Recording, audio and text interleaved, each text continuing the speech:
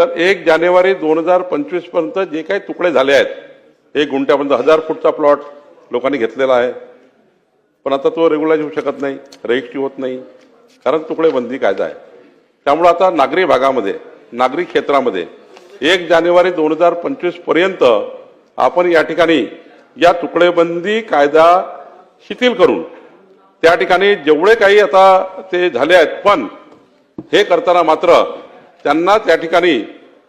जे लेआउटमध्ये रस्ते आहेत, त्या ठिकाणी काही जे त्या ठिकाणी UDCPR त्यांचे जे आहेत त्यांचाही विचार करून आपल्याला हे या ठिकाणी SOP तयार करावी लागेल. तुकडेबंदी कायदा तर आपण काढून टाकू अमोल खताळजी, पण याला एक SOP तयार करावी लागेल. जी SOP या ठिकाणी मी 15 दिवसामध्ये SOP तयार करतोय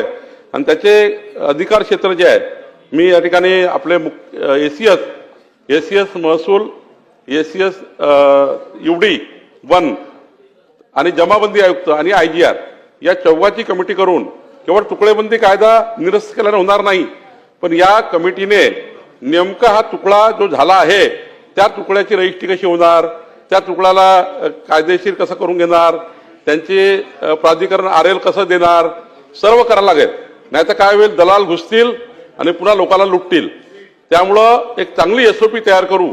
आणि पुढच्या 15 दिवसामध्ये, आता तर मी तुकडेबंदी कायदा माननीय मुख्यमंत्र्यांच्या अनुमतीने नोटिफिकेशन काढून कमी करून देईल,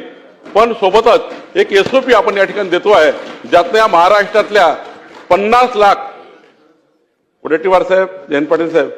50 लाख परिवाराचा प्रश्न निर्माण झाला, 50 लाख परिवाराचा. त्यामुळे यामध्ये आपण जातोय समोर. 1 जानेवारी 2025 ला कट ऑफ डेट ठेवून